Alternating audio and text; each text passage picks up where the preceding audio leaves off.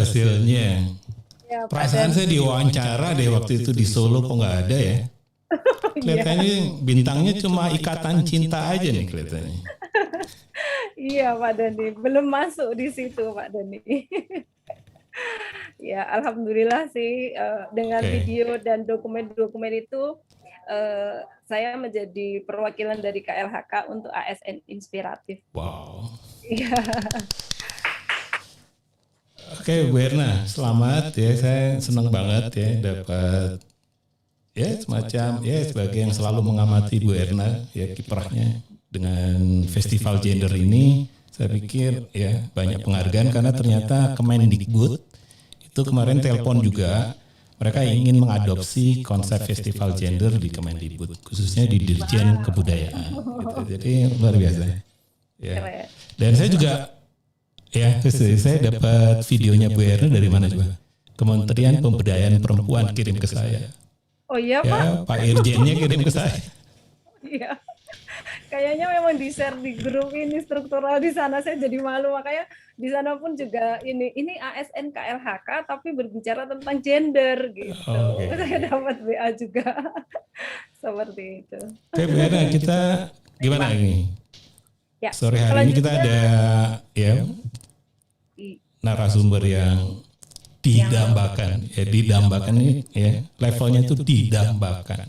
Didambakan karena beliau juga menjadi ASN teladan di KLHK Pak gitu ya. Jadi ini menjadi suatu hal yang sangat kesempatan yang baik juga buat kami, buat teachers juga bagaimana nanti akan mendapatkan inspirasi dan inovasi-inovasi karena beliau juga sangat banyak inovasinya Pak. Tapi sebelum kepada narasumber kita, mungkin sebaiknya kita di sini telah hadir juga Pak, Bapak Kepala Biro Perencanaan, Bapak Apik Karyana, selaku Koordinator Pokja PUG KLHK. Kita sapa terlebih dahulu Pak Dani. Selamat siang Pak Apik Karyana. Selamat siang Bu Erna dan Mas Dani, Pak Dirjen dan Bapak Ibu sekalian kelas TIS yang luar biasa. Iya. Wow. Sehat Pak Karo? Sehat Pak ya. Alhamdulillah sehat. Iya. Kalau kata Pak Dirjen bahasanya adalah, saya ingat betul beliau mengatakan kerja ikhlas, tetap sehat dan tangguh. Wah, itu. Dia pakai as itu semua Pak. Ikhlas, kerja keras, cerdas. Itu anunya Pak Wir. Recording in progress. Oke, karena Pak Karo kita minta untuk menginspirasi nih Pak. Kelas ini kan udah makin akhir nih. Ya tinggal sebulan lagi. Ya, mohon diberikan semangat supaya nggak patah semangat sampai akhir. Oke, terima kasih Mas Dani. Bismillahirrahmanirrahim. Assalamualaikum warahmatullahi wabarakatuh. Selamat siang, salam sejahtera bagi kita semua. Om Swastiastu, Namo Buddhaya, salam kebajikan, dan salam sehat buat kita semua. Dan tetap semangat. Yang kami hormati Pak Wiratno, Dirjen KSDAI, yang alhamdulillah pada siang hari ini berkenan hadir untuk menjadi narasumber sebagai inspirator, dan menurut saya ini pas banget pilihan dari panitia untuk memilih seorang figur, seorang Wiratno untuk menjadi inspirator di kelas TIS keempat. Saya kenal Pak Wir itu sudah lama dan kalau bisa dibelah gitu ya isi hatinya, beliau ini sebenarnya seorang ASN, tetapi juga seorang aktivis lingkungan yang luar biasa. Beliau ini. Itu sebabnya kenapa Pak Wir gitu ya berani mengungkapkan apa adanya. Dan itu tidak semua ASN bisa berbuat seperti Pak Wir. Karena Bang beliau itu seorang aktivis juga ASN. Jadi kami sangat berterima kasih dan beruntung, saya kira kita semua yang mengikuti kelas TIS keempat ini untuk mendengarkan inspirasi-inspirasi dan terobosan inovasi yang nanti akan disampaikan oleh Pak Wir. Kita tahu bahwa Pak Wir ini salah satu pencetus terobosan bagaimana mengelola kawasan konservasi dengan istilah yang saya ingat itu adalah 10 cara baru mengelola kawasan konservasi. Dan itu merubah segalanya menurut saya. Karena apa? Karena di situ beliau mengungkap bagaimana sebenarnya pentingnya masyarakat, bagaimana pentingnya hak asasi manusia. Saya kira belum pernah ada itu.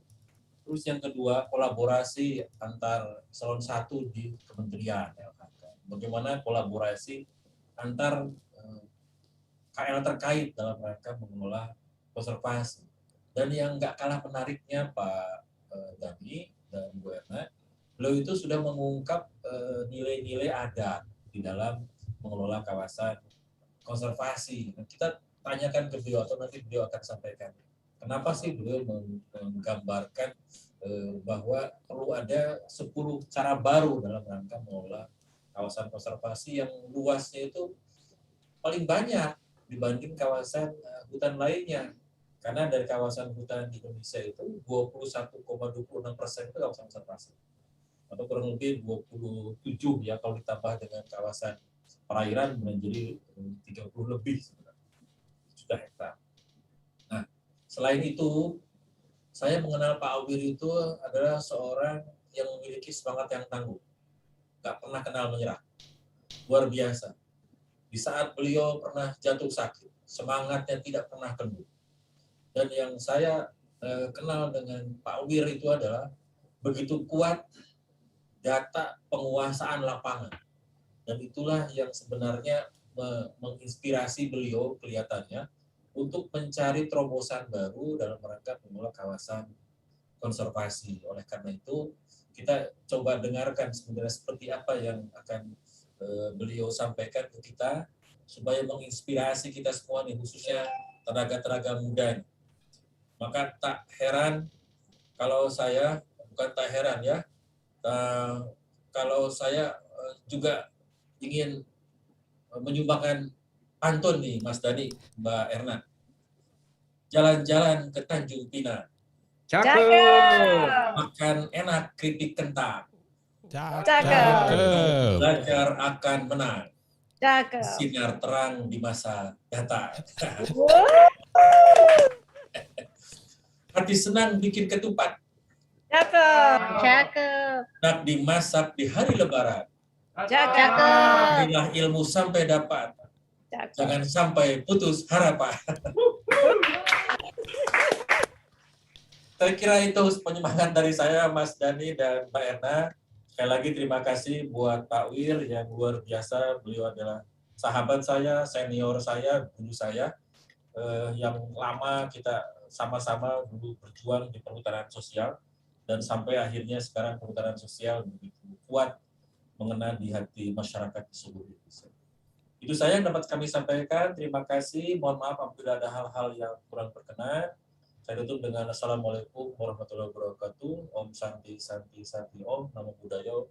Salam kebajikan dan salam sehat kita semua. Terima kasih. Baik, terima kasih Pak Apik Karyana. Ternyata berpantun ria juga beliau. Kayaknya nanti kita harus menyiapkan Pak Dhani di akhir daripada nanti ditagih Pak Dhani. Ya. Baik Pak Dhani, bisa mungkin kita mulai saja ya Pak ya untuk yang sesi selanjutnya. Di tengah-tengah kita, Bapak dan Ibu, telah hadir narasumber atau inspirator yang kita dambakan gitu ya, karena beliau gitu ya, selain bisa nanti memberikan banyak inspirasi gitu ya, dan saat ini juga beliau menjadi ASN teladan di KLHK. Kita sambut Pak Insinyur Wiratno MSc. Selamat siang Bapak. Selamat siang Mbak. Jelas suara saya ya, Mas Dhani? Jelas. Pak. Iya, saya pakai ini apa itu? Terima kasih Bantuan kabel. Ya. berkenan hadir dan menyediakan waktu di sela-sela kunjungan ke daerah gitu ya. Jadi Bapak dari mana ini Pak Wiratno? Saya di Desa Setoko ini di Batam ini. Menjelang kunjungan Bapak Presiden nanti menanam bako membantu Pak Helmi, Pedas RH dan teman-teman semua. Iya, baik Pak Wiratno. Terima kasih Bapak telah berkenan hadir di dalam kelas TITS.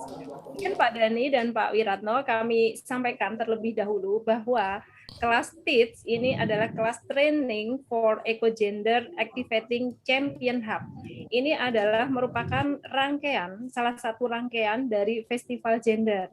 kelas ini diikuti oleh 1.000 orang calon gender champion dari ASN KLHK, perwakilan dari seluruh unit kerja baik di pusat maupun di daerah.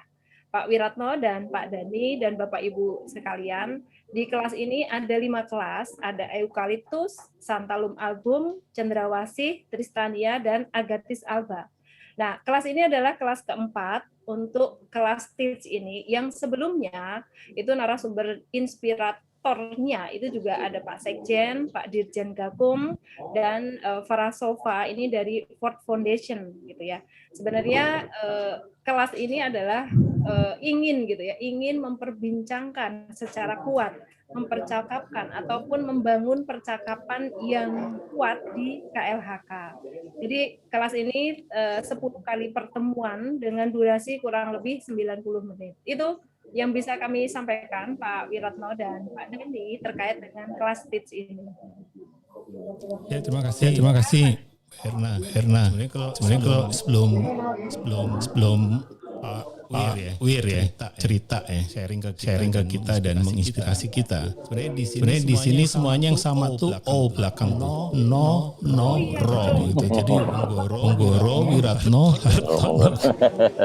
Ini orang Jawa Pak ini Pak. Orang Jawa.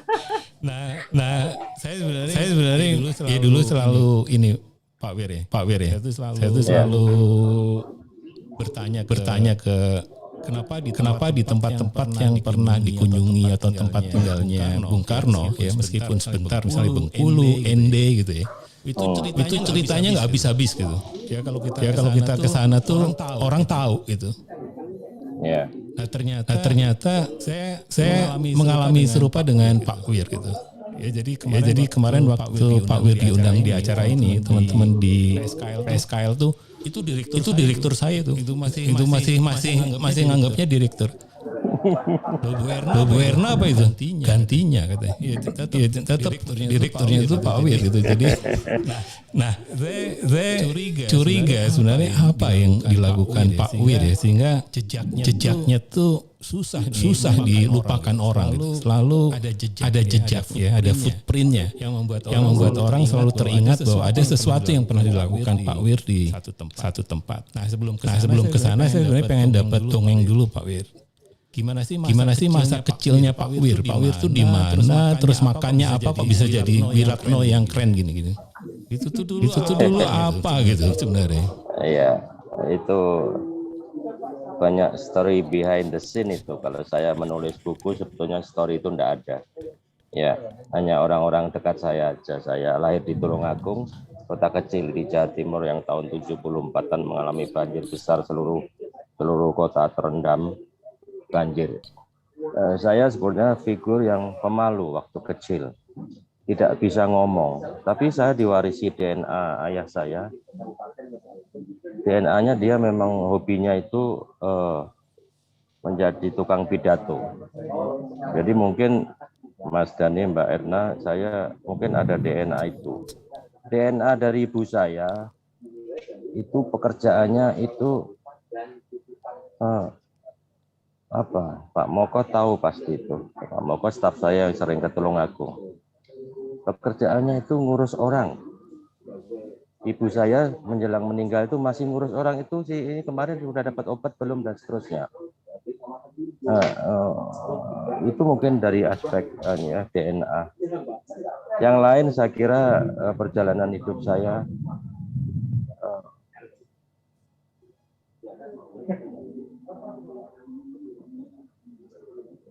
di buku Wisata Intelektual yang saya tulis ada satu chapter, satu artikel yang menulis tentang how to put the spirit into your work. Jadi sebetulnya every single work itu kita harus masukkan spiritnya, rohnya, sehingga itu meaningful. Jadi setiap pekerjaan itu ada rohnya. Setiap piksel pekerjaan kita. Saya percaya itu dan saya tulis di dalam buku Wisata Intelektual yang nanti boleh dibagikan gratis melalui IW Center. Sekarang udah bisa diakses gratis e-book saya. Bisro, staf saya mulai di Leuser sama Pak Ratna Hindrat Moko dan Subhan dan teman-teman lain Ujang, mereka tahu sejarah footprint saya, tapi footprint saya tulis Mbak Erna. Sehingga setiap kali saya pindah di satu tempat, saya menuliskan. Dan sekarang saya meminta staf saya menulis. Saya paksa staf saya menulis apa yang sudah dikerjakan, walaupun sekedar patroli di hutan dan bertemu dengan masyarakat. Kira-kira itu Mas Dhani. Wow. Itu Pertanyaannya bikin saya menangis nih. Maaf Pak. Cuma saya selalu merasa bahwa apa yang kita jadi hari ini itu selalu ada pengaruh dari masa lalu, dan saya yakin itu Pak. Jadi saya ingin dapat inspirasi itu juga dari Pak Wir. Tadi Pak Karo sebenarnya menyampaikan Pak Wir itu selain ASN tapi juga aktivis. Dan itu saya rasakan betul Pak waktu pertama kali jumpa waktu Pak Wir di PSKL. Itu saya merasa seperti ini, dan sempat dibahas oleh teman-teman juga ya. Bahwa yang sedang tumbuh dan berkembang itu birokrat aktivis. Jadi waktu itu saya pernah merasa kalau gitu saya perlu pensiun dong. Kan saya sudah aktivis lama gitu. Udah diambil oleh para birokrat. Jadi juga saya mengalami hal yang sama dengan Bu Erna juga nih. Ya. Kok lebih aktivis dibandingkan kita yang mengaku diri aktivis gitu. Jadi itu yang kemudian saya merasa bahwa ada zaman yang sedang bergolak, sedang berubah karena masalahnya tidak sesederhana yang kita bayangkan seperti dulu. Satu itu ya Pak. Yang kedua saya menangkap ya kalau waktu membaca beberapa apa yang telah disampaikan Pak Wir. Itu kan Pak Wir sebenarnya kok bisa lolos ya. Padahal cara berpikirnya kan out of the box terus dari muda gitu. Sedangkan anak-anak muda sekarang takut gitu berpikir out of the box. Nanti jangan-jangan digeser. Tapi saya lihat jejaknya Pak Wir mulai dari membuat resource based management dan seterusnya sampai role model segala macam. Itu kan off the box yang mungkin masih bisa digeser kemana-mana gitu, nggak ada job sama sekali. Tapi Pak Wir melakukan itu, semua orang nyaman, aman dan kelihatannya enjoy melakukan perubahan dengan Pak Wir. Bisa nggak Pak Wir sekarang mulai presentasi apa sih yang ininya Pak? Formulanya itu kok bisa bebas gitu. Orang-orang pada takut Pak. Yang berat untuk ASN adalah menjadi manusia yang merdeka. Mana nih PPT saya nih. Kalau yang kemarin Pak Wir kirim ke Bu Erna, saya ada nih Pak. Kalau mau tinggal next saja. Boleh di share ya. Aku kelupaan ini di mana kebanyakan PPT. Oh ini ya, yang ini ya. Sebentar. PPT saya boleh saya buka sebentar Mas ya. Boleh. Yang itu banyak sekali itu. Oh ini. Saya kira ini. Sebentar ini. I'm too old to open this ya. Oh. Ini gimana nih? Ya, digeser dulu nih. Oke. Silakan Pak. Sabar. Saya menarik ini, saya apresiasi kepada orang-orang muda dan kita harus waktunya segera menyerahkan tongkat estafet. Pemimpin disebut pemimpin kalau dia mampu melahirkan pemimpin baru. Ini ada 3 menit tapi mungkin enggak, ini anak raja di Sumba yang dia jadi polhut kita, bisa dilihat nanti. Seorang perempuan tangguh juga dan dia tidak malu-malu dari anak raja menjadi ASN dan dia menjadi. Terima kasih untuk Norman yang membantu menerjemahkan pikiran saya ke dalam slide ini. Biasanya Mas Iskandar atau Mas Moko yang membantu. Menarik ini kembali saya ke gender ya. Jadi ASN di KSDA itu 23% loh perempuan. Jadi ini kita harus menghandle ya, memberikan ruang, mendorong talenta mereka. Ini seorang perempuan ini berbeda dengan laki-laki. Ini ditemukan datanya dari Norman. Thanks Norman ya. Nah, ini juga per eselonnya juga dituliskan 27% perempuan lagi. Dari Polhut juga dan penyuluh PEH ini 30%. Yang menarik Mas Dhani, Mbak Erna, di Fakultas Kehutanan UGM itu perempuannya lebih dari 60% sekarang. Jadi pasar kerja nanti dibanjiri oleh perempuan, rimbawan. Ini kelompok-kelompok masyarakat di pinggir hutan. Saya selalu jatuh cinta pada masyarakat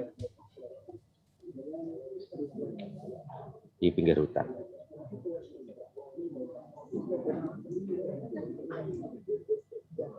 Satu slide sebetulnya cara berpikir yang sistematis dan menemukan inovasi dan masa depan. Di dalam teori U oleh Otto Scharmer, ya, sangat terkenal di MIT. Saya di training di sana 1 minggu dan mempraktekkan 1 tahun lebih tentang teori ini. Ya, biasanya orang itu selalu berpikir, oh pengalaman saya begini kok, itu salah, ini enggak benar, dulu saya begini kok, ini enggak bisa. Makanya orang harus turun ke lapangan. Staf saya harus turun ke lapangan biar dia seeing. Dari looking, membaca laporan, ke seeing, melihat fakta lapangan. Ini teori U. Tapi itu tidak cukup seeing. Ya. Di lapangan kita mengalami proses sensing. Ya, kalau orang menebang kayu itu adalah problem bagi kita, bagi dia solusi. Problemnya adalah kemiskinan, keterpurukan, keterpinggiran, ya, dan macam-macam. Maka staf saya harus ke lapangan yang disebut RBM. Sebetulnya RBM itu hanya cara saya memaksa staf ke lapangan. Ketika ada harimau terjerat dan harus diamputasi kakinya, gajah yang dipotong kepalanya baru-baru ini di Aceh, dan seterusnya. Ya. Nah, di sensing ini dia mengatakan from hearing to listening. Pak Wir sudah share screen belum ya Pak Wir? Ini sudah belum. Belum. Masya Allah. Ini yang share screen siapa nih? Tadi Pak Wir mau sendiri. Enggak. Ini yang share screen siapa nih?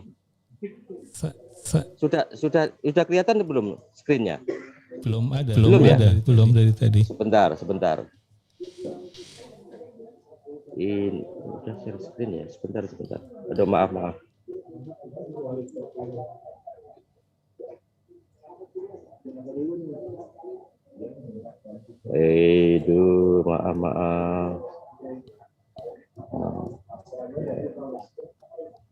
Sorry. Udah ya? Pak Arfan. Udah kelihatan, Mas? Oh, udah. Sekarang udah. Ya. Udah ya. Ini yang saya cerita tadi. Teori. Iya. Sorry. Jadi sebetulnya untuk memprediksi masa depan seperti apa harus melalui proses yang disebut U-shape ini. Nah, mulai dari cerita masa lalu ini selalu yang benar adalah pengalaman saya itu harus dibuang. Makanya disebut open mind. Seorang birokrat juga harus open mind, tidak benar dewe. Seeing, kemudian saya bilang tadi sensing, listening from your heart, itu hanya terjadi ketika kita ke lapangan, ketika kita listening, melihat langsung situasi lapangan. Nah, di situasi ini banyak sekali problem di dalam teori dikatakan oleh voice of judgment tadi. Menurut dia itu yang benar itu bukan yang ini.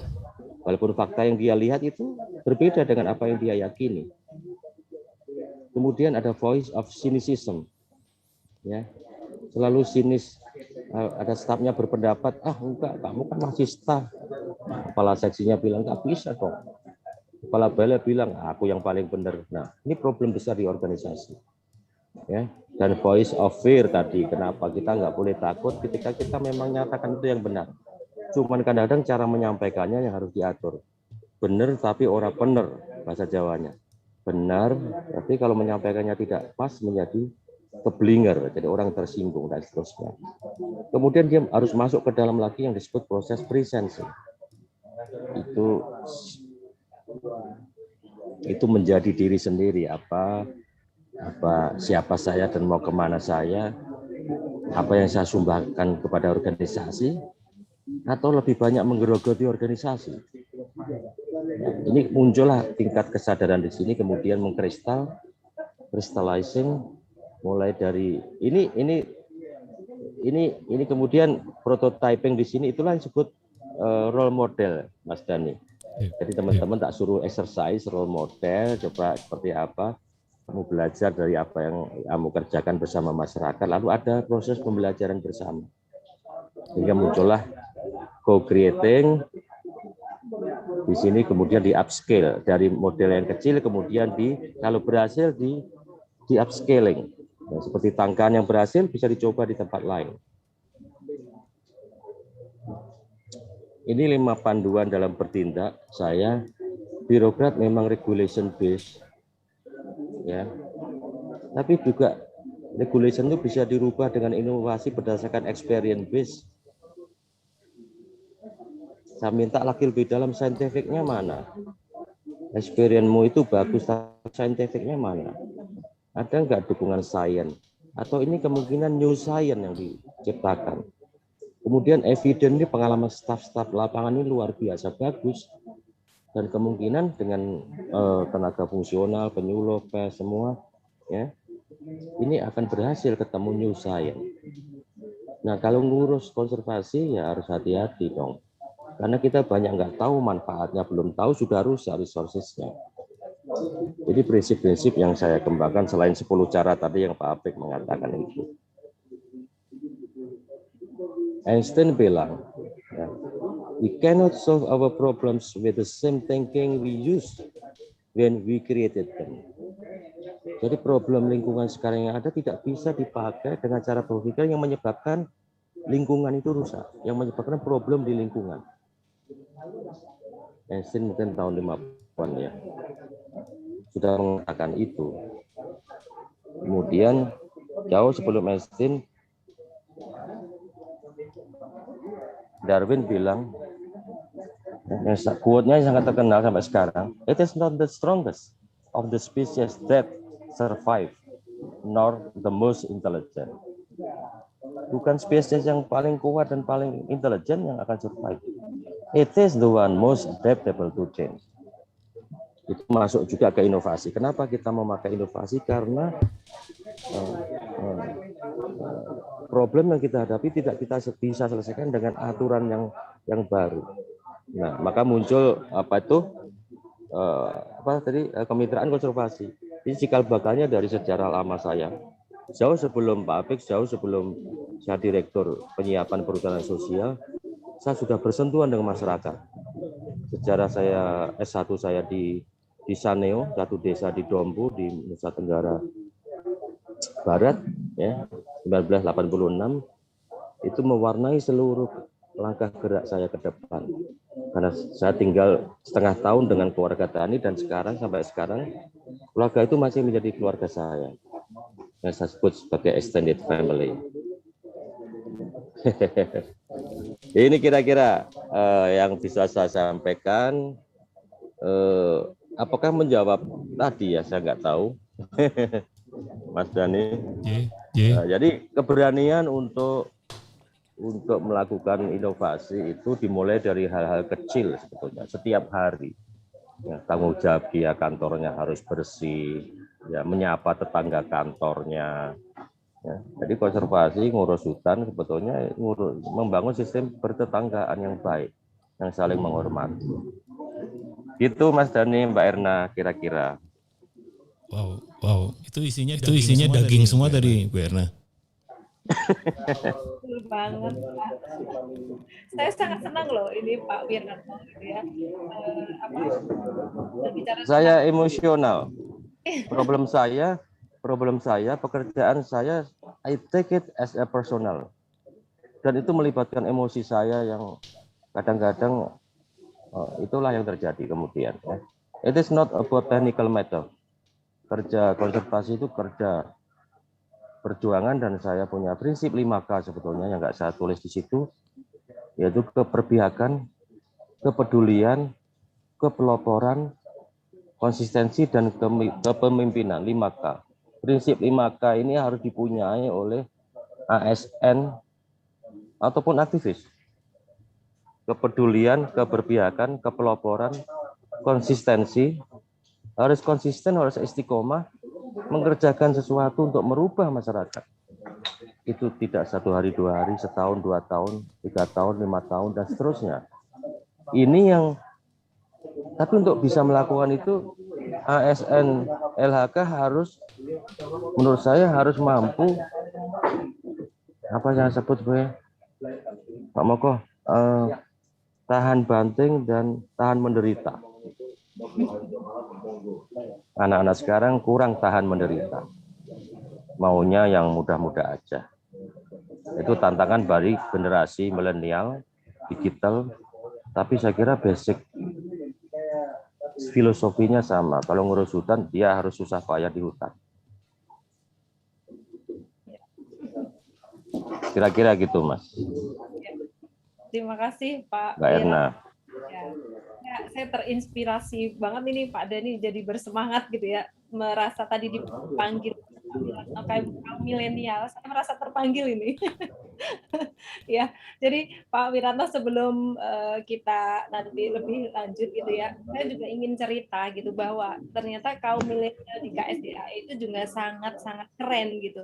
Terbukti kemarin itu kita mengadakan lomba video storytelling gender, dan ini pemenang pertamanya ini juga dari KSDA, Pak, kaum milenial juga gitu, dari Taman Nasional Matalawa. Ya mungkin tadi Bapak sudah sampaikan ya, ada anak Prailu yang bekerja menjadi polisi hutan di Taman Nasional Matalawa.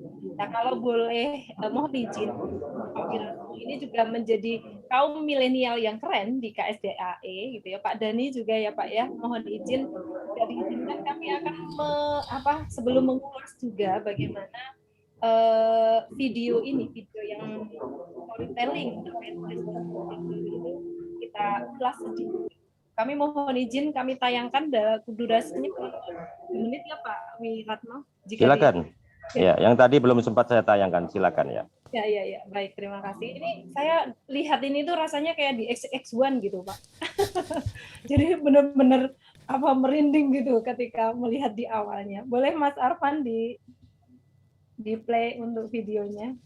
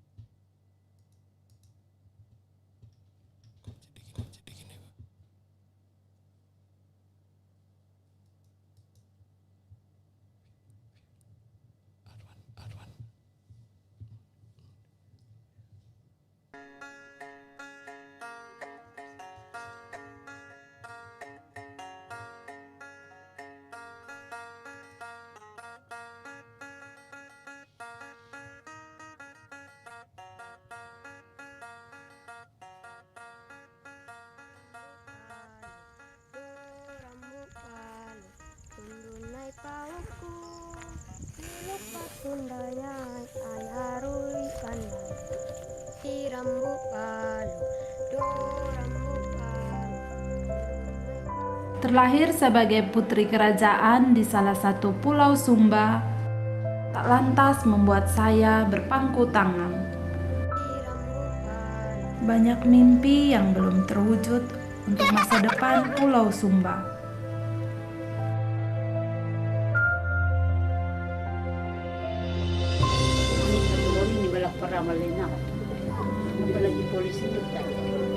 Walau kadang terbentur adat istiadat yang kuat karena anggapan pantang jika dilakukan kaum tertentu, namun perlahan tergerus dan mulai disadari untuk suatu kemajuan.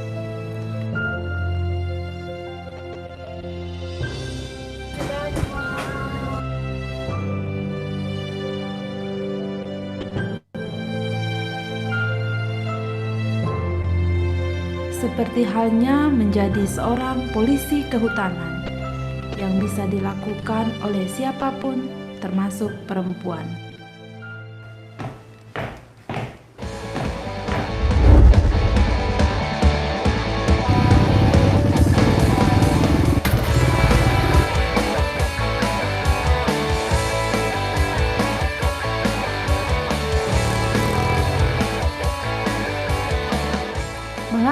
strategi.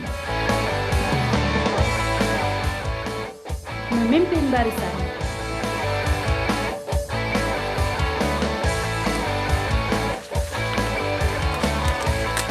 Memonitor permasalahan. Siapkan kondisi aman terkendali. Medan terjal dan juga akses yang sulit menjadi pengalaman baru yang menantang. Ketakutan yang selama ini tidak semestinya ada di benak manusia, rupanya terbukti bisa dilakukan oleh siapa saja. Sehingga bermimpilah setinggi-tingginya. Karena setiap orang bebas bermimpi menjadi apapun yang diinginkannya.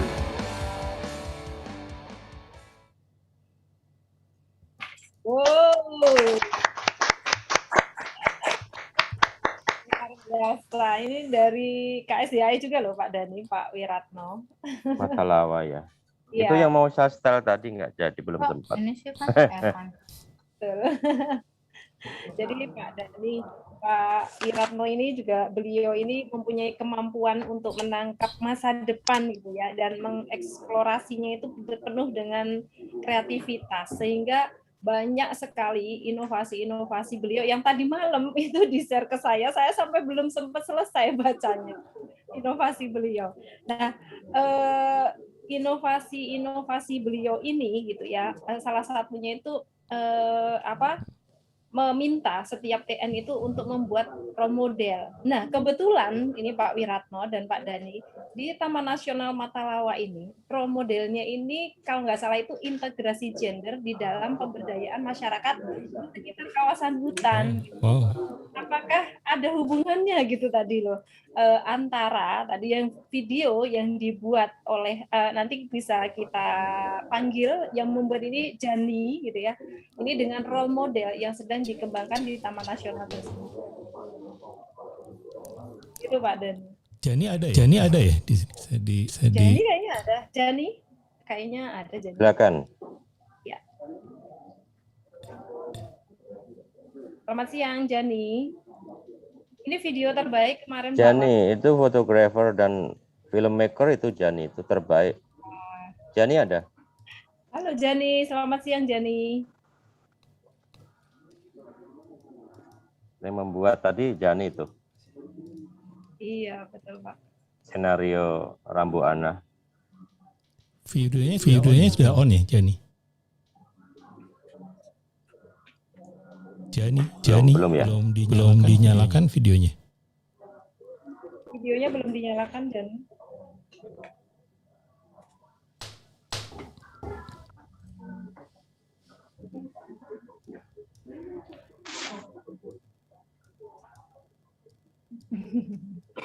belum dinyalakan Pak Dhani sepertinya. Oke.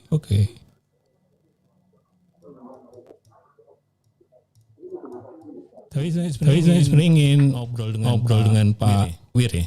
Pak Wir kan tadi menyampaikan teori salah satu teori yang kemudian nyambung lah dengan apa yang sedang dilakukan Pak Wir selama ini ya.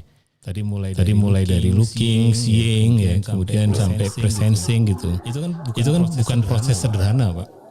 Dan bagaimana sebenarnya bagi saya adalah mentransmisikan itu ke staf kita Pak.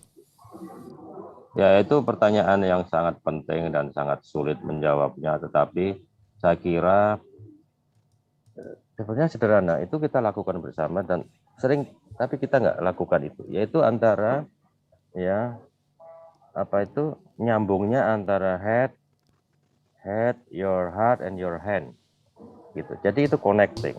Jadi itu yang disebut integrity antara dari pikiran, di hati dan tangan. Makanya kita kenapa role model, karena dia latihan di lapangan. Ya, jadi tidak teori. Kalau mau berenang ya rasakan berenang, ya tidak baca buku tentang bagaimana cara berenang, tapi nyebur ke sungai. Mas Dhani, itu sebetulnya kita lakukan teori itu, dia mampu menstrukturkan step wise-nya, dapat tentang bagaimana kita sebetulnya yang berbeda adalah memprediksi masa depan dari masa sekarang. Ada buku yang penting adalah The Power of Now dari guru spiritual Eckhart Tolle. Ya, saya banyak tapi juga orang harus dapatkan what is your personal calling. Panggilan hidupmu apa setiap orang. Dan itu kepala balai pimpinan harus membantu stafnya untuk menemukan personal calling itu lebih cepat dengan cara bekerja di segala bidang yang kemungkinan kita bisa menggali DNA talentanya itu apa dia. Ya. Dan itu saya kira penting untuk kepala balai dan pimpinan tidak bosi dan tapi pimpinan yang turun ke bawah, pimpinan yang mendengarkan dan memberi kesempatan stafnya untuk berkreasi. Bahkan bukannya berkreasi, berani berbicara. Pada waktu seminggu setelah saya jadi dirjen, saya buka semua pintu. Artinya pintu komunikasi, siapapun boleh mem-WA dirjen. Itu sesuatu yang sangat baru, karena biasanya strukturalis. Saya masuk ke seluruh WA grup UPT, bagian besar. WA grup jurnalis, WA grup yang lainnya, agar kita bisa berbagi dan berkomunikasi. Kata Habermas, manusia makhluk berkomunikasi dan semua persoalan di dunia sebetulnya bisa diselesaikan dengan kemampuan komunikasi manusia. Yang saya sebut di dalam buku saya sebagai komunikasi asertif, komunikasi yang dengan empati. Tapi itu bagi birokrat nggak mudah. Ya, karena saya berangkat dari bawah, saya merasakan kesulitan semua hal. Bagus jeleknya ngurus taman nasional dan tingkat kesulitan ngurus taman nasional, ngurus satwa, saya tahu dari lapangan. Dan oleh karena itu saya mempunyai empati kepada staf saya. Itu harus dimiliki oleh pemimpin masa depan walaupun di era milenial, Mbak Erna.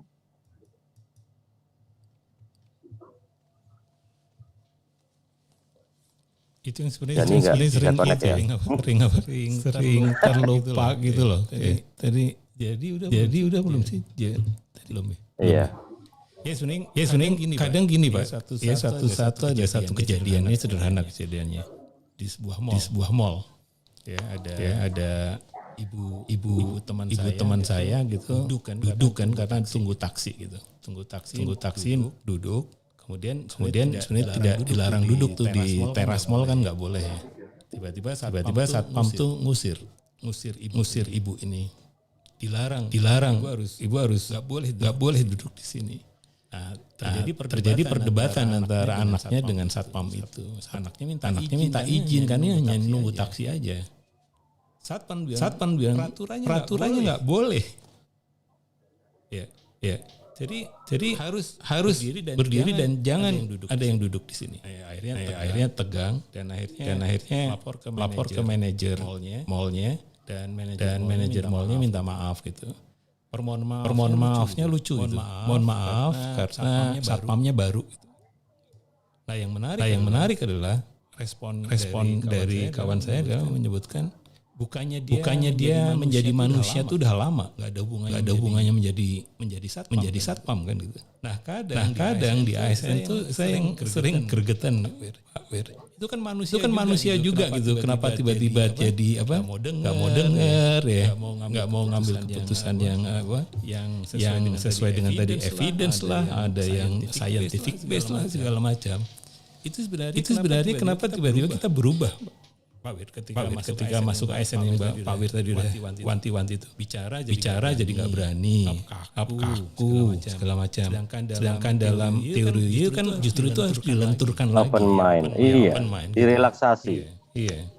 Semua hambatan itu itu yang disebut open mind. Tapi open mind tidak mudah karena saya baru baca business review yang baru aja terbit sebulan yang lalu ya. Perubahan itu dari atas, perubahan dari top leader, dan itu masih terjadi sampai dengan saat sekarang. Jadi untuk merubah organisasi, rubahlah top leader itu.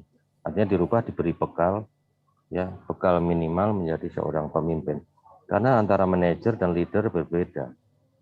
Banyak sekali teori tentang leadership ya.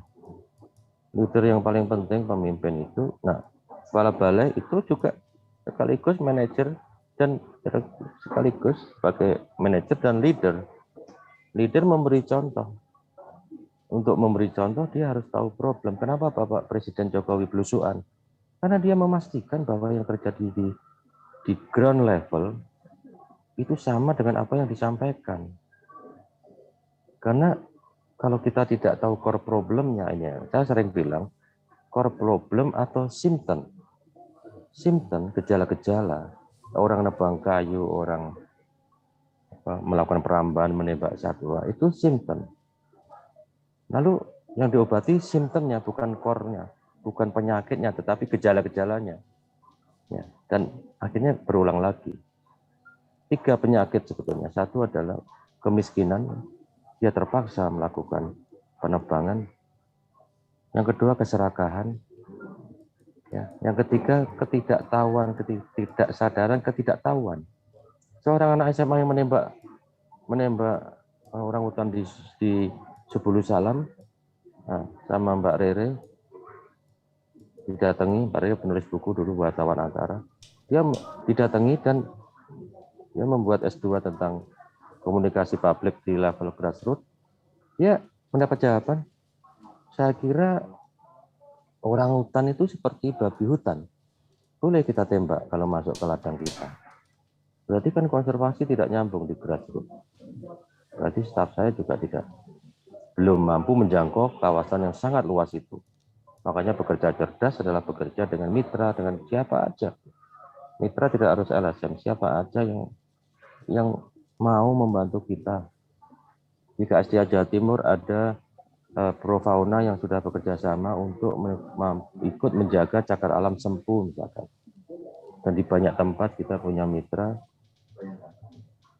Kita punya mitra di sini namanya Zaini. Jen, sini Jen, sebentar Jen. Dia pakar elang dan dia melepas elang kemarin itu. Ini Zaini nih Jen. Say hello Jen. Halo. Ini Pak Zaini nih. Ya. Sore teman-teman. Mas Dani Monggoro. Nah itu dia untuk persiapan pelepasan elang, dia dan temannya harus tidur di pinggir pantai itu tadi malam, menungguin elangnya, memastikan dia tidak diganggu dan seterusnya di kandang habituasi. Jadi sekali lagi saya melawan arogansi birokrat yang kaku dan seolah-olah dia benar sendiri. Dan dengan training seperti ini, pembekalan untuk orang-orang muda. Sekarang teori U itu diajarkan di dalam satu leadership training, dan staf-staf saya juga ikut di Indonesia, tidak perlu ke MIT. Dulu saya diundang ke MIT. Saya juga nggak tahu, saya kasubdit itu Mas Dani. Karena saya pernah kerja di CI dan saya kenal baik dengan Pak Yatna. Pak Yatna merekomendasi saya ikut training U teori itu di MIT di Boston. Jadi saya kira teman-teman harus bertanya setelah ini, what is my personal calling? Whether I have found my personal calling or not. Atau dia sedang gentayangan di tempat yang tidak jelas. Personal calling saya temukan di Desa Saneo 1986. Saya tinggal dengan keluarga tani di rumah panggung, di bawahnya ayam dan kambing selama setengah tahun. Dan saya merasakan kesulitan mereka untuk dapatkan uang cash untuk pengobatan anaknya, untuk beli garam dan ikan asin dan kopi, gula. Dan saya ikut menebang pohon di hutan lindung sana untuk membangun masjid. Dan itu yang kemudian disebut sebagai participatory action research atau apa namanya, itu baru tahu kemudian Mas Dani. Di masa itu saya nggak tahu. Social forestry baru berkembang di masa itu. Dan saya hanya dibilang Prof. Sumitro, kamu aja, udah ke lapangan aja, metodenya gampang nanti. Kamu temukan metode sendiri nanti di sana gitu. Jadi saya kira konservasi Indonesia, ngurus hutan di Indonesia harus menemukan bentuknya.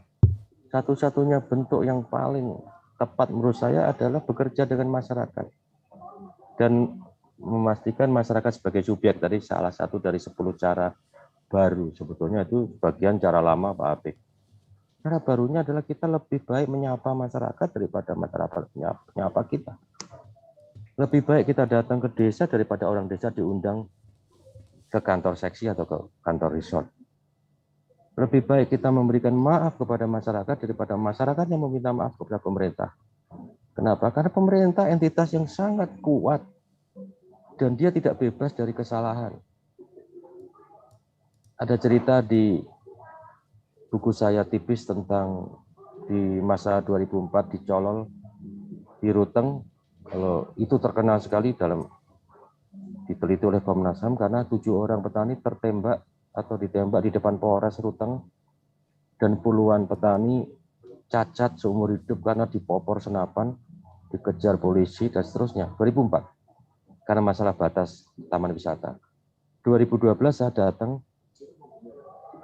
dan di akhir 2012 ada Pak Maman mungkin kalau hadir tanggal 12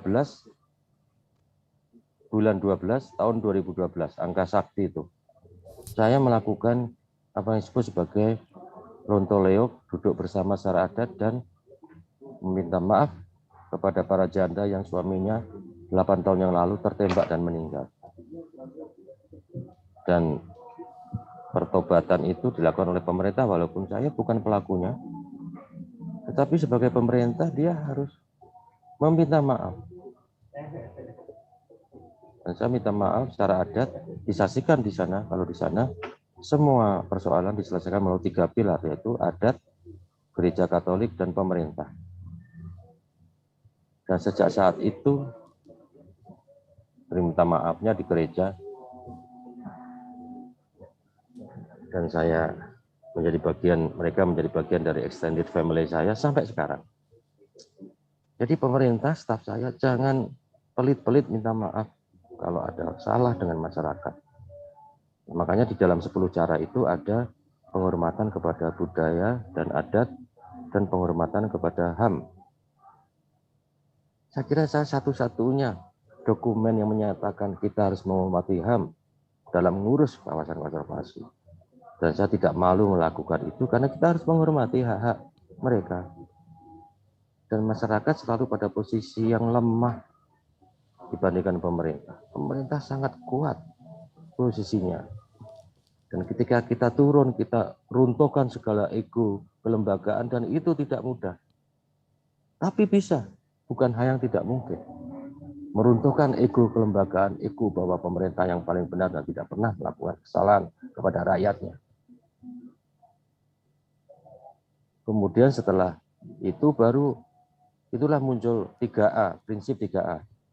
Ya, dari Gandhi, guru ideologi saya salah satunya Gandhi, yaitu ahimsa, jangan pernah melukai siapapun, termasuk binatang apapun ciptaan Tuhan, walaupun tujuanmu baik. Ahimsa, anekanta, aparigraha.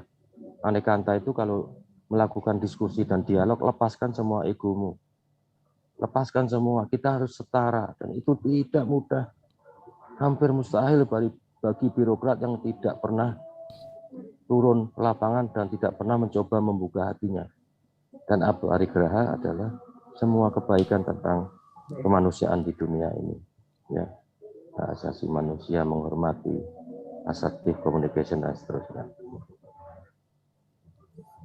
Pengalaman lapangan itu nggak hilang, itu saya tulis. Makanya saya membangun suatu gerakan literasi.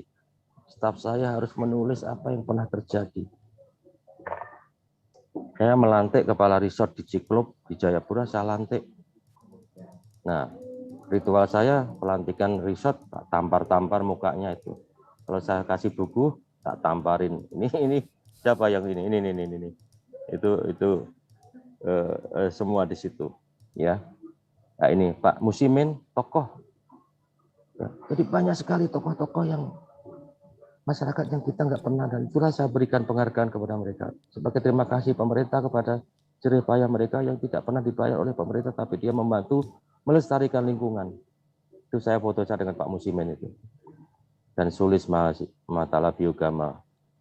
Pak Musimin sampai sekarang, dia pelestari anggrek Merapi lereng selatan. Lebih dari 60 anggrek spesies Merapi dilestarikan dia.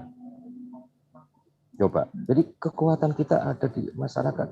Cuman kita scanning radar kita itu pendek, Mbak Erna, pendek.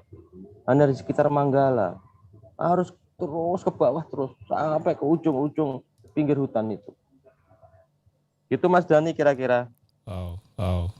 Ini tadi Jani udah ada, Pak. Oh Jani, silakan. Halo Jani.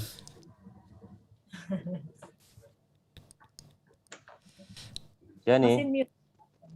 silakan.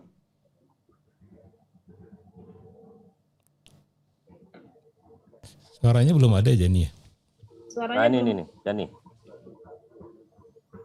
Kamu agak mundur Jani. Cantikmu kelewatan.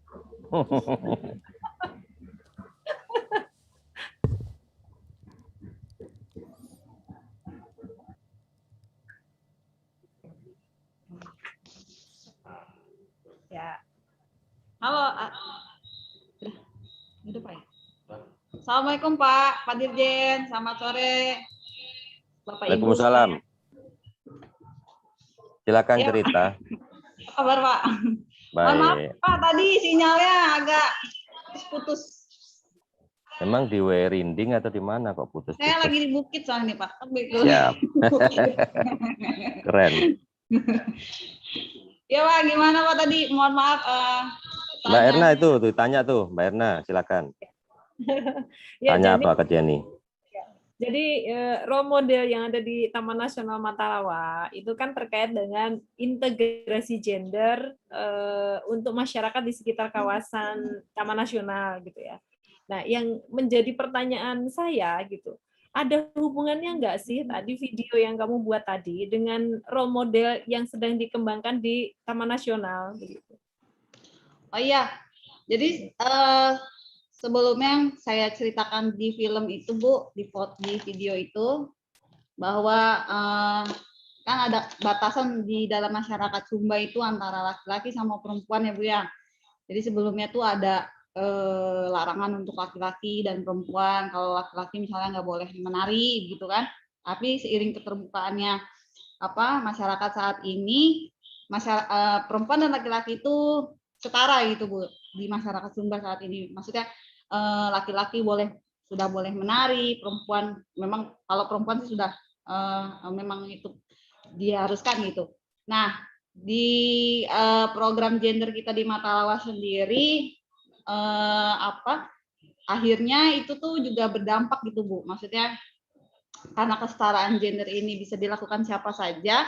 Jadi misalnya membuat jamu yang seperti yang kita programkan itu bisa dilakukan oleh laki-laki ataupun perempuan gitu. Selain itu juga ada juga program kita pemberdayaan etik itu bukan biasanya kan itu dilakukan oleh seorang laki-laki gitu kan yang untuk ngangon-ngangon etik itu. Nah tapi sekarang di sini bisa juga dilakukan oleh perempuan. Jadi dari video itu tuh kita mau nunjukin bahwa di sini tuh keterbukaan atau kesetaraan gender tuh sudah mulai diterima begitu. Iya. Keren banget ya Pak Dani ya. Jadi kayaknya satu-satunya siapa dulu kepala balainya Pak? Kayaknya dong harusnya dirjennya siapa dulu. Kepala balainya itu Pak Maman, sekarang Memen. Maman itu juga anak ideologi saya ketika ngurus colol kasus itu. Permintaan maaf kepada petani Maman. Sekarang dia kepala balai di mana? Jember. Meru Betiri. Iya, itu bisa itu ketika Pak Maman mungkin dilanjutkan Pak Memen juga. Terima kasih kedua kepala balai. Ya luar biasa. Pak Dani, saya dengar juga kalau di Matarawa ini ada ini loh Pak ASN future leader juga katanya Pak. Ya sebelum ke Hastoto itu saya mau nanya ke Jani, itu seberapa inspirasinya Pak Wiratno ke pekerjaan teman-teman di lapangan?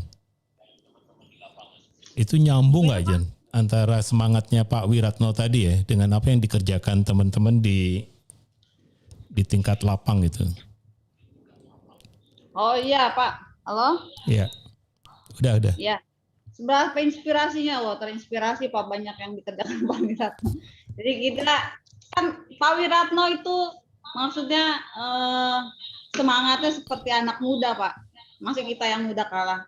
Jadi harus lebih dong gitu Pak. Kira-kira gitu Pak. Oke. Sekarang siapa? Bu Erna mau undang siapa? Ada ASN Future Leader juga ini Pak Wiratno dari KSDAE. Dari KSDAE lagi gitu loh, ya ampun. Pak Wiratno ini memang benar-benar menginspirasi banget gitu. Jadi dan ini juga dari Matalawa ternyata Pak. Keren. Ada Mas Hastoto. Mas Hastoto apakah monitor? Keren banget. Ini juga menjadi ASN Future Leader. Selamat sore Pak Dirjen, salam sehat Bapak. Selamat sore Pak Dani, Selamat sore. Bu Erna. Mas Toto. Siap nih Bapak. Selamat sore Bapak Ibu semuanya. Iya, ya Mas Sore. Hastoto kalau bertanya gitu ya. Ini Tambah gimana ganteng. Iya, tambah ganteng kata Pak Wiratno. Gimana nih ceritanya kok bisa menjadi ASN Future Leader itu ceritanya itu seperti apa gitu loh. Bisa diceritakan nggak Mas Hastoto?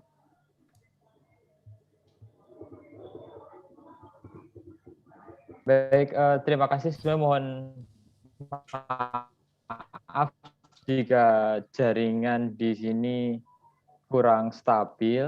Awal mulanya memang kami ditugaskan Pak Dirjen seperti Bu Erna gitu ya untuk melengkapi data-data berkaitan dengan anugerah ASN khususnya untuk Future Leader.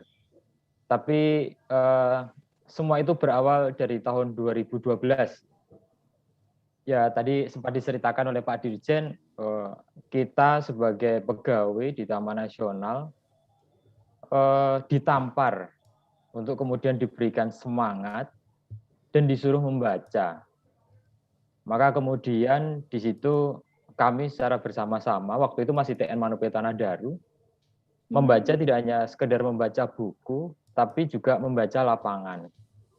Lapangan tidak hanya kawasan hutan, tapi kemudian lapangan adalah semua, baik itu hutan, kemudian sungai, danau, termasuk masyarakat yang ada di sekitar maupun stakeholder lain yang berada di sekitar Taman Nasional. Maka kemudian kita semuanya berembuk, gitu, berembuk. Sebenarnya apa yang dibutuhkan dalam pengelolaan itu? Maka kami memutuskan untuk kami sensing, banyak mendengar, banyak melihat, banyak membaca apa yang terjadi di lapangan. Jadi itu kita sepakati secara bersama-sama. Selanjutnya setelah itu kami lakukan, kita memiliki banyak data ternyata yang muncul, baik itu data potensi, data permasalahan, kemudian keterkaitan para pihak di dalam pengelolaan Taman Nasional. Maka kemudian kami berembuk, ini data mau diapakan? Maka dengan bimbingan dari Pak Dirjen waktu itu bersama dengan timnya, TN Matara hanya mengambil satu opsi, yaitu mari kita kolektifkan, kita himpun menggunakan aplikasi yang sebenarnya sehari-hari sudah digunakan dalam pekerjaan, yaitu aplikasi berbasis Excel begitu. Harapannya data yang terkumpul dari lapangan yang kemudian sudah ada formatnya, standarnya yang kemudian kita ambil, kemudian kita rangkum dengan aplikasi yang memang kita sendiri itu mampu maintenance-nya atau mengolahnya. Seperti itu. Harapannya kita tidak hanya sekedar terjebak kepada aplikasi, karena kita kemudian banyak berdiskusi, bercerita, kekhawatiran-kekhawatiran, nanti kalau kemudian aplikasi untuk pengumpulan data kita itu dibuat, disusun oleh pihak ketiga, kalau ada kerusakan seperti apa, itu semuanya dibicarakan. Baik petugas yang ada di resort, kemudian ada yang di seksi, sampai dengan petugas yang ada di balai. Maka kemudian lambat laun data-data tersebut kemudian kebutuhannya tidak hanya sekedar data lapangan, tapi kemudian mengintegrasikan data lapangan dengan sisi administrasi. Nah kebetulan karena saya juga ditugaskan sebagai Kepala Subbagian Tata Usaha di Balai TN Matalawa, saya mengintegrasikan itu. Sehingga teman-teman saat kemudian sudah terjun ke lapangan, tidak ada lagi yang namanya kesulitan-kesulitan dalam membuat dupa, khususnya pengajuan surat tugas fungsional, bagaimana kemudian harus mendapatkan koreksi dari atasannya, yang kemudian resort dengan kantor seksinya cukup jauh, kemudian dari resort sampai dengan ke balai juga cukup jauh, maka jarak waktu itu kita pangkas. Lagi-lagi kita hanya memilih aplikasi yang mudah, yang bisa kita kelola sendiri. Maka jatuhlah itu kemudian berbasis Google gitu, Google Form, Google Sheet, dan lain sebagainya. Sehingga kami bersepakat bahwasanya apa yang kita bangun ini adalah untuk mengembangkan kapasitas SDM di TN Matalawa sendiri. Seperti itu. Sehingga ada yang teman-teman yang menguasai Excel, dia semakin tekun untuk belajar menggunakan Excel. Kemudian ada yang teman-teman yang tekun untuk kemudian menarasikan dari data-data, membuat berita-berita dan foto-foto seperti Mbak Jani, kemudian Mas Dwi Putro, maka kemudian data-data itu diambil untuk kemudian dimasukkan ke sosial media. Ada juga teman-teman yang tertarik untuk menulis buku, maka data-data itu kemudian dituliskan dalam buku-buku yang telah dicetak oleh TN Matalawa. Mungkin demikian sedikit yang dapat ceritakan awal mulanya berkaitan dengan kenapa kemudian mohon izin Pak Dirjen, kenapa kemudian kami ditugaskan untuk mengikuti wawancara seleksi ASN kategori Future Leader. Demikian.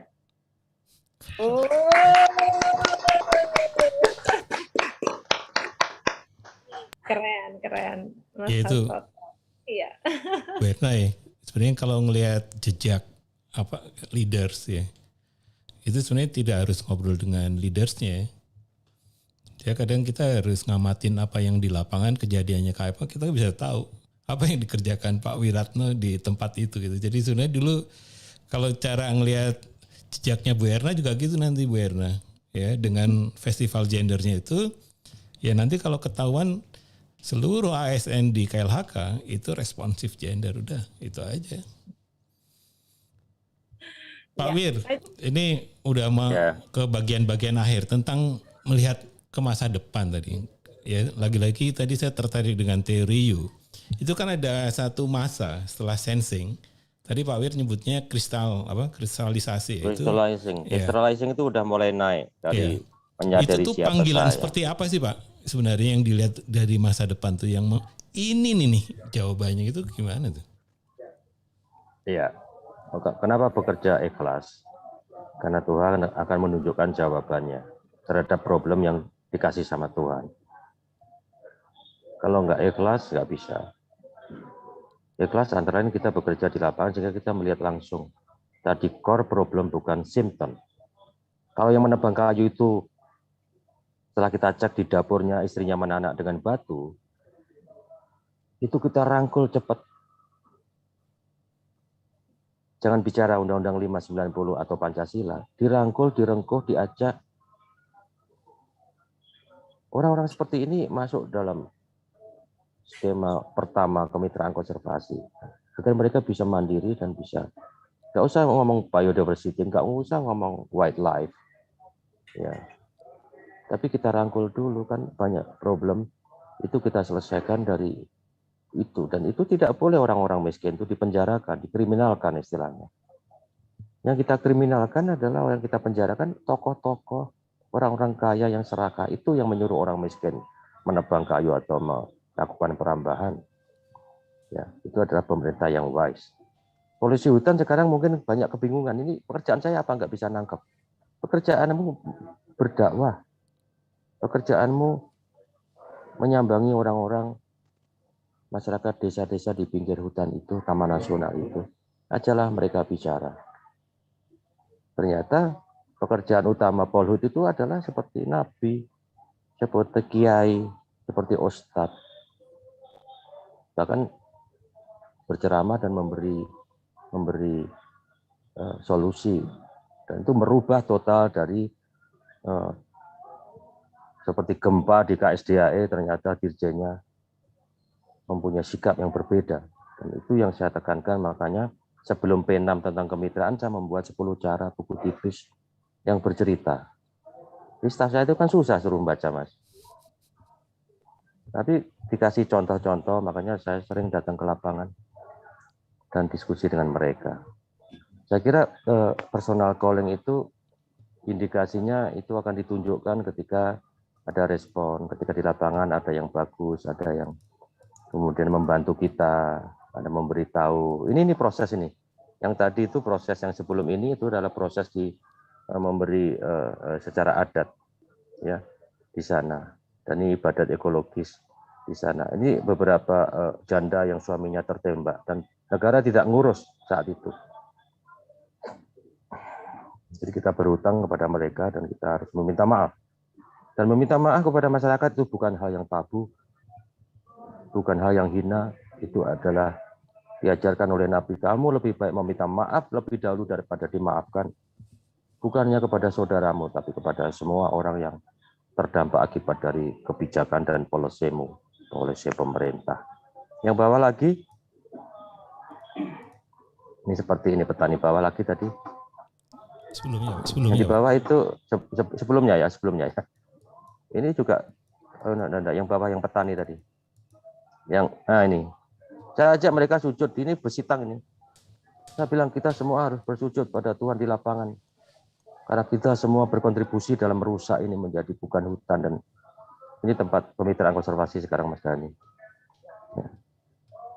Saya ditangisi petani gitu, saya nggak bisa apa-apa. Selesaikan ini. Fokus pada anggarannya, pada membantu mereka untuk memperbaiki hutan. Mungkin tidak bisa menjadi hutan lagi, tetapi mereka diwongke, mereka tidak ditangkap, dan mereka legal di situ karena mereka nggak punya lahan di luar itu. Jadi konkret, pesan saya kepada staf saya adalah yang paling keren, walaupun kalian di generasi di era milenial adalah keren. Kalian tetap bekerja di lapangan, dan pemimpin di Indonesia ini bukan karena kecerdasan, kepintarannya atau doktornya, tapi pemimpin yang humble, pemimpin yang santun, pemimpin yang mau mendengarkan stafnya, pemimpin yang melindungi stafnya ketika stafnya teraniaya. Pemimpin yang memberi contoh kepada staf. Kecerdasan, kepintaran, itu hanya membuat orang sombong katanya. Ini Wak Yun yang terkenal itu, yang di Tangkahan. Penghasilan Tangkahan 10 miliar setahun dari ekowisata, Mas. Jadi ini bukti bahwa masyarakat mampu kok ngurus hutan. Pemerintah jangan GR dong, hanya pemerintah yang bisa ngurus hutan. Masyarakat bisa. Makanya ada hutan sosial, kemitraan konservasi. Back to 2007, Kongres Rakyat. 2007 yang belum ada apa-apa, saya sudah membuat Kongres Rakyat. Pedesaan Batas Loser. Atas jasa Saiful Bahri almarhum. Itu Mas Dhani, Mbak Erna, teman-teman semua. Nah, ini semua tentang macam-macam. Kita harus pakai sains juga. Tanpa sains ya kita nggak bisa mendiscover apa. The secret of our nature. Tentu ilmu Tuhan ada di situ semua. Saya dengan Wali Nanggro dan kita diskusi tentang masa depan Green Aceh bukan hanya omongan, tapi juga bisa dilakukan secara konkret. Terima kasih Mas Dhani, Mbak Erna. Ini teman-teman di gerakan literasi, teman-teman di Komodo ini panas 40 derajat. Ini gerakan literasi, buku-buku yang saya terbitkan dan saya tulis. Ini menarik. Dan kalau saya mati, itulah literasinya. Sebenarnya ide literasi di belakang Pak Wir apa sih Pak? Kenapa harus ditulis gitu? Ditulis, karena saya itu sebetulnya manusia itu mencipta. Tuhan mencipta melalui manusianya, melalui ciptaannya. Ini bukunya Pak Suharyanto, Mengalir Tanpa Batas. Ya, seorang irjen yang sangat keren di masa itu. Ya, dan banyak menginspirasi staf-stafnya. Ya, saya terbitkan kembali. Saya kira kitab suci ditulis dan bukan hanya diomongkan, karena dia akan berbicara lintas generasi. Dan saya kira gerakan literasi ini sudah mengalir semua ke seluruh Indonesia. Staf-staf saya belajar menulis dan saya memberi semangat dengan memberikan kata pengantar, walaupun produk dari kepala-kepala resort di G-Club yang ditulis tangan, saya tulis tangan juga. Ini Swiss yang terkenal dengan sekarang Tangkan Rafflesia. Jadi gerakan literasi ini juga kegemasan saya bahwa yang bisa nulis itu orang boleh. Yang bisa menulis buku Nature Conservation itu orang boleh. No, kita mampu menulis. Dan itu kita buktikan semua. Sejarah itu dan sejarah itu akan kita wariskan bergenerasi 100-200 tahun ke depan, kita udah mati semua. Ini menjadi buku antik dan mereka tahu sejarah tentang daerah itu dari cerita buku ini. Gerakan literatur, gerakan literasi sangat-sangat penting. Ada Norman Hakim di situ, ada Pak Panji, ada Bisro, ada teman-teman semua sekarang melebar ke seluruh Indonesia.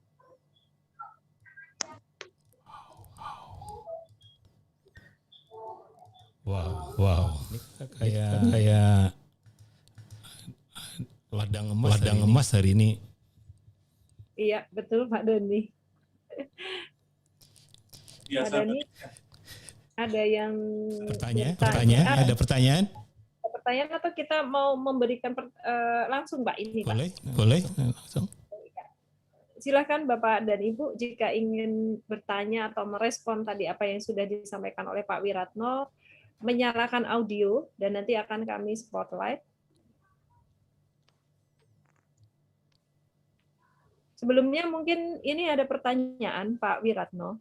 Jadi kalau izin saya bacakan, pertanyaannya dari Pak Slamet Supriyadi. Beliau dari SMK Kehutanan Kadipaten. Beliau menanyakan untuk pekerjaan yang mengandalkan kreativitas dan inovasi, ini akan tetap bertahan dan bahkan nanti akan semakin dibutuhkan. Mohon arahan Bapak, kami ASN KLHK, khususnya kami ini guru, apa yang harus kami lakukan untuk menjawab tantangan itu dan bagaimana seharusnya memulainya. Selain itu, kami tidak kreatif dan tidak pintar. Apakah bisa menjadi seorang yang inovatif? Apa saja syarat menjadi seorang inovator? Ini sangat keren ini Pak Wiratno pertanyaannya. Pak Slamet, setiap orang dikasih Tuhan kemampuan, talenta. Itu ada di dalam DNA. Dan di dalam DNA itu ada kromosom yang memberi perintah. Banyak ada kepercayaan Tuhan ada di mana-mana, termasuk di dalam kromosom manusia, bukan hanya di dalam hati. Jadi kembali bahwa kalian mempunyai kemampuan ya, melakukan uji coba kecil, skala kecil ya. Sebetulnya saya nggak mau cerita bahwa kalian itu setiap hari harus bermanfaat untuk orang lain, untuk alam. Setiap hari, setiap saat bahkan. Gimana caranya itu? Bisa. Wong ada duri, kerikil di tengah jalan, ya suruh ngambil, kata Nabi. Ambil itu. Biar tidak mencelakakan orang lain. Ada uang di jalan, jangan ambil kalau itu bukan hakmu. Jadi sebetulnya kita udah dikasih bekal. Ya. Nah, intelijensia, inspirasi, itu datangnya dari Tuhan. Tapi kita harus mau menurunkan ego kita, karena di manusia ada ego dan ada kesadaran. Kesadaran bilang, hey stop itu. Hey lakukan yang baik. Ego bilang, ini kurang, ini kurang, ini kurang. Sampai dia meninggal, akhirnya hartanya tidak dipakai apa-apa. Karena ketika dia meninggal hanya 1 kali 2 meter. Yang ditinggalkan adalah legacy di dunia itu untuk manusia. Jadi Pak Slamet semangat, nomor HP saya ada di chat room, nanti bisa komunikasi langsung, konsultasi gratis, nggak usah pakai bayar-bayar. Wah, tawaran yang menarik ini Pak Slamet. Untuk semua. Tapi harus praktek tadi antara head, heart, and hand. Itu intisari dari teori itu, your head, intelijensiamu, your heart, di mana Tuhan berada, dan your hand untuk praktis prototyping tadi, membuat prototype, membuat contoh kecil-kecilan, itu harus di streamline, harus satu garis. Nanti kita bisa coba dengan praktek. Harus ada praktek Pak Slamet. Jadi tinggal diundang Pak Wir ke Kadipaten. Betul. Satu lagi mungkin Pak Dani ya Pak ya, dan Pak Wiratno. Ini ada satu lagi yang menarik yang saat ini sedang dijalani oleh Pak Wiratno. Pertanyaannya dari Bu Diani, ini dari BKSDA Sulawesi Selatan. Saya tertarik dengan statement Pak Wir bahwa yang berat bagi ASN adalah menjadi manusia yang merdeka. Jadi bagaimana menjadi ASN yang ideal, Bapak? Iya, itu ASN yang ideal sudah saya jawab di chat room itu sebetulnya. Itu enggak ada yang ideal. Ya, kita mendekati selalu mencoba yang terbaik untuk sumbangan kita kepada organisasi. Ya, kita mulai dari CPNS, hidup dan makan dari organisasi, lalu you tanya diri sendiri, apa yang sudah saya sumbangkan hari ini untuk organisasi? Membersihkan ruangan aja enggak, file berantakan, start from small. Mulai dari pekerjaan kecil sehari-hari. Walaupun ruangan kerja saya berantakan, Mas Dhani nggak boleh ngeritik dirjen. Karena terlalu banyak buku-buku. Tapi teman-teman, Anda mulai dari yang mungkin dilakukan. Ya, membantu yang pinter Excel, membantu yang Excel. Emangnya bagian keuangan nggak penting, hanya P aja yang pinter. Enggak, P dan penyuluh nggak bisa kerja tanpa SPC dari keuangan. Nah, ada teknik saya cross learning, yang keuangan juga diajak dong ke lapangan, biar dia tahu uang yang diberikan itu di spending untuk apa. Yang di lapangan juga harus paham tentang SPJ-nya, rumit dan begini begitu. Jadi betul-betul harus benar, peng-SPJ-nya, laporannya harus betul dan seterusnya. Saya kira proses belajar ini never ending proses dan itu harus dilakukan setiap saat. Gitu aja Mbak Tiani ya, semangat. Ideal kalau dia bermanfaat untuk kantornya kalau ASN. Ideal ketika dia bermanfaat untuk keluarganya dan tetangga terdekatnya. Very simple. Tapi kita lupakan itu.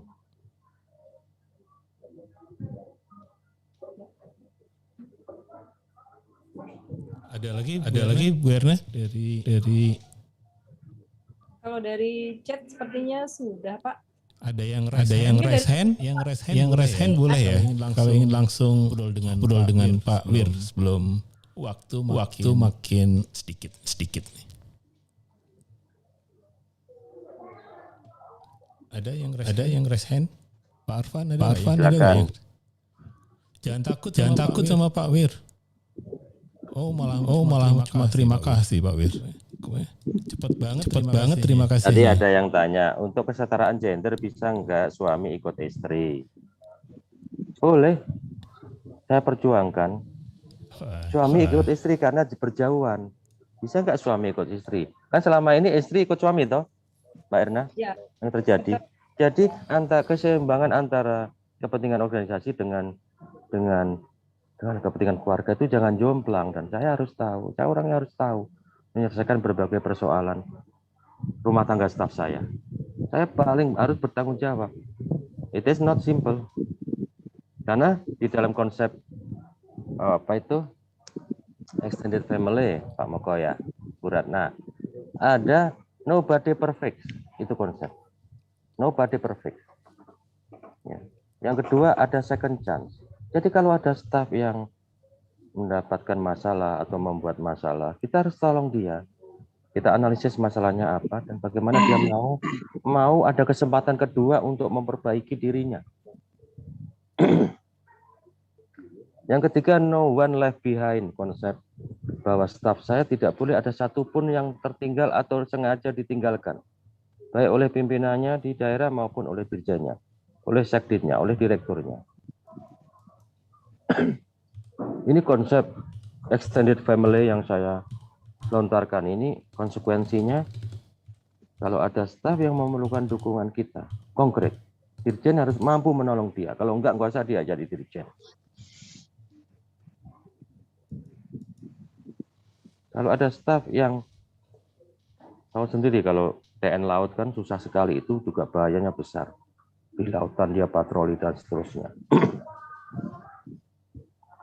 Jadi itu Mas Dhani, konsep keluarga besar kita. Dan itu menjadi nilai-nilai yang akan mewarnai organisasi kita ke depan. Organisasi hidup ketika dia mempunyai values, mempunyai nilai, mempunyai roh. Bukan organisasi yang sangar dan menakutkan. Organisasi kehutanan konservasi khususnya menjadi organisasi yang ramah, mengajak, membujuk, merangkul, membangun collective action. Makanya di dalam baju-baju itu Pak Moko selalu collective action. Kita kerja kolektif, kita nggak mampu kok kerja sendiri. sangat tidak mampu. Oleh karena itu nggak boleh sombong. Terakhir temuan saya tentang bekal pemimpin adalah dia seorang yang punya modal dasar humble. Humble itu bahasa Jawanya ya santun lah. Menjadilah orang yang santun, mau manusia aja begitu aja kok gaya. Bisa jadi kepala balai aja gaya, wong dirjennya biasa-biasa aja. Kepala balai besar aja kok gayanya setengah mati. Pintu minta bukakan pintu mobil. Problem saya satu, staf saya sering tidak mau menjabri saya. Saya lebih banyak dijabri oleh petani, oleh orang yang bermasalah. Staf saya boleh menjabri saya. Sekarang mulai. Tapi menjelang saya pensiun, mereka baru berani menjabri saya. Padahal saya orang yang sangat terbuka dan mudah diajak bicara. Sangat mudah. Kalian ini pesan untuk staf saya, Mbak Erna.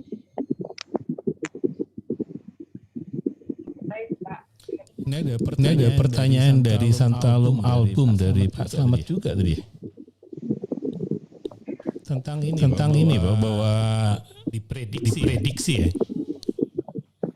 Tentang modernisasi itu, tentang robotisasi itu. Itu kan yang akan jadi korban pertama perempuan, Pak. Dan beberapa pekerjaan itu akan berubah dan ini akan punya impact cukup signifikan dalam konteks apa? PUG. Nah, membayangkan masa depan yang seperti ini. Kalau bayangan masa depannya Pak Wir kayak apa sih, Pak? Tentang kita tidak akan pernah menjadi robotic society. Makanya konsep modernisasi kita harus kita telah ulang. Seperti apa konsep modernisasi versi kita NKRI? Kita mempunyai sejarah yang panjang tentang hubungan manusia dan kebudayaan dan kepercayaan dan tradisi. Memang akan menuju ke sana, tetapi menurut saya itu robot yang membuat manusia dan kita tidak mau menjadi robot. Dan kita, pilihan pembangunan kita harus people center development. People center kok. Kita bukan robotic center development. Menurut saya itu di film-film science fiction yes, but we rejected.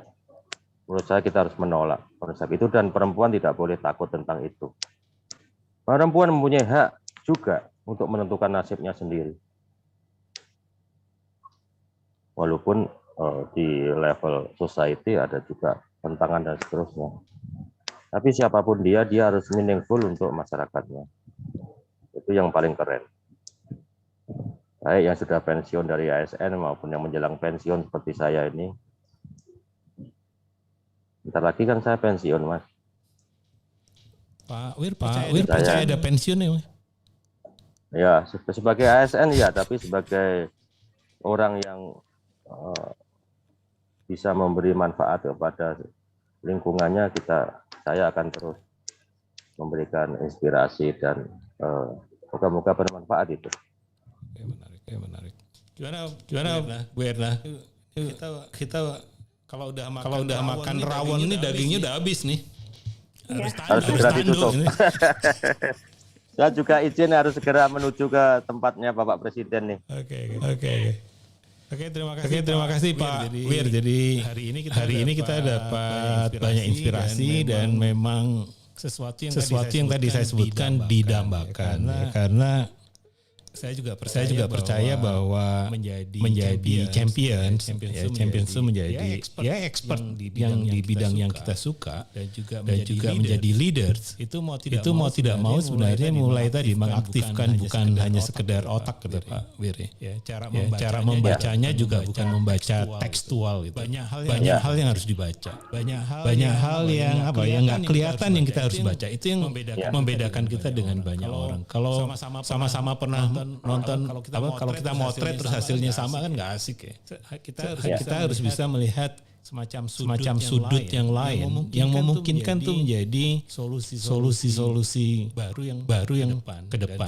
Dan syukur sebenarnya solusinya kalau kata Pak Wir selalu sebenarnya sederhana jadinya. Kita tuh sering ingin memperumit istilah lah memperumit banyak hal sehingga tidak mencapai apa yang sebenarnya kita inginkan. Oleh karena itu tadi saya tangkap Pak Wir berpesan bagaimana kita mengaktifasi tadi ya, pikiran, hati, tubuh, jiwa itu nggak false.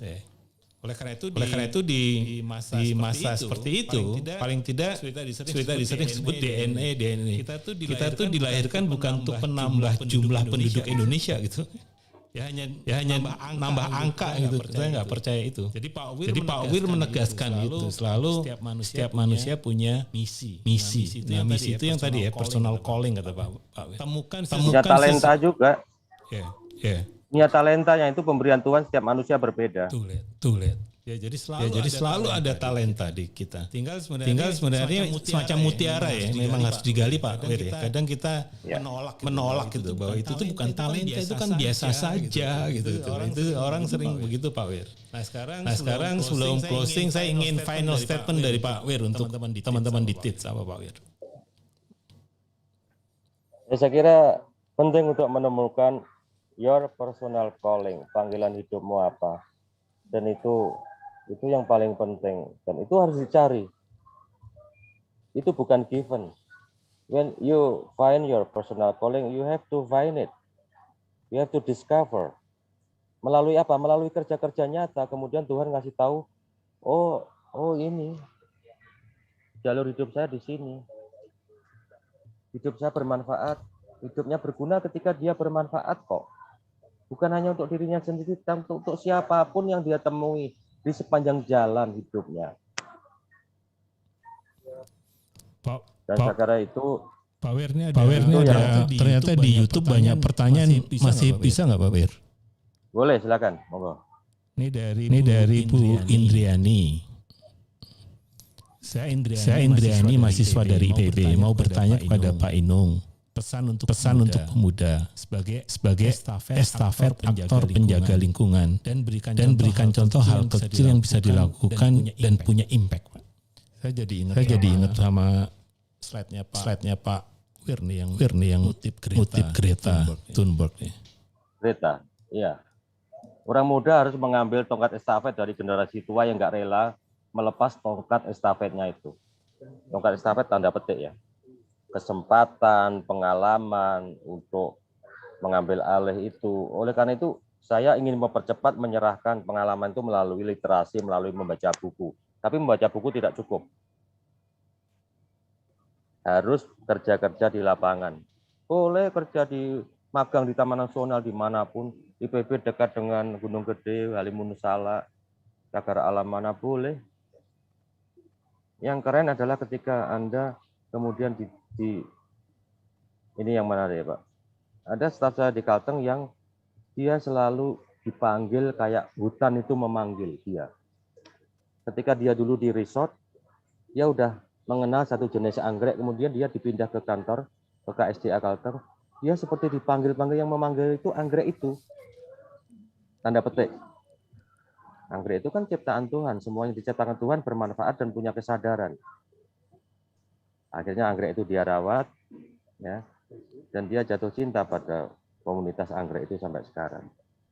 Jadi fall in love with nature itu tanda-tanda dia dipanggil oleh Tuhan. Ya, dikasih tanda-tanda, you ke sini loh, jangan ke sana. Itu personal calling. Urus hutan ini.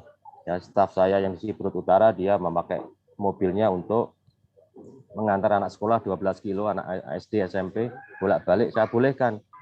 SPJ-nya diurus sendiri nanti. Yang penting kamu bermanfaat.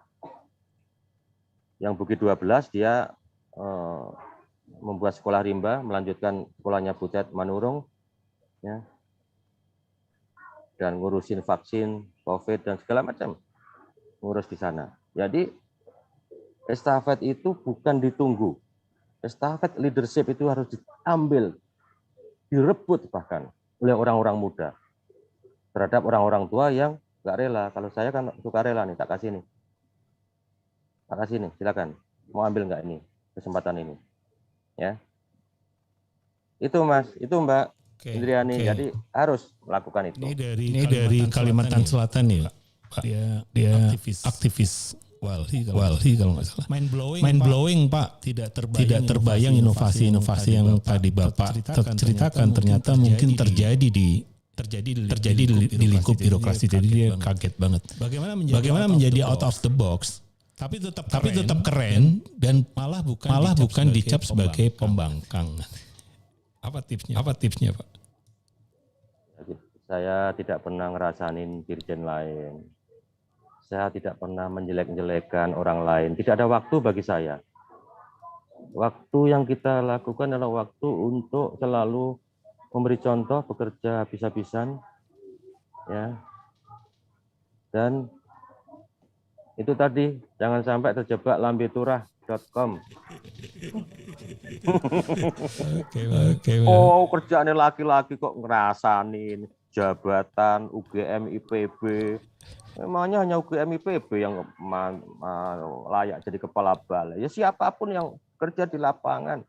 Nah, jebakan-jebakan seperti itu yang berbahaya sekali, Mas Dhani, Mbak Erna. Ya saya tidak mau. Tunjukkan kalian kerja di lapangan dan Tuhan akan menolong kalian bukan karena kenal dirjennya.